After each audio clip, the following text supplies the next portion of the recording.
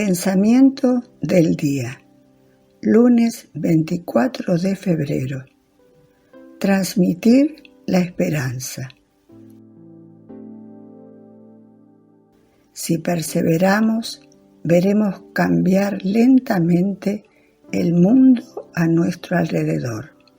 Comprenderemos que el Evangelio contiene la vida más fascinante. Enciende la luz en el mundo, da sabor a nuestra existencia, contiene el principio para resolver todos los problemas. Y no estaremos tranquilos hasta que no comuniquemos nuestra extraordinaria experiencia a otros, a los amigos que puedan comprendernos, a los familiares, a todo aquel a quien nos sintamos impulsados a dársela. Renacerá la esperanza.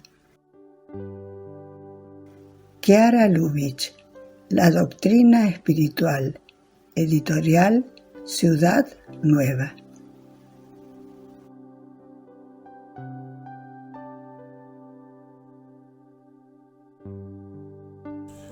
Palabra de vida, febrero de 2025.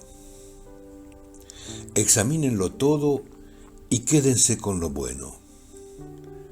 De la primera carta a los Tesalonicenses, capítulo 5, versículo 21. El pensamiento del día es un material de difusión que realizamos personas de buena voluntad que contribuimos con nuestro servicio a lograrlo. No realizamos ninguna interpretación personal a los escritos de Chiara Lubich. Solo lo difundimos lo más fiel posible.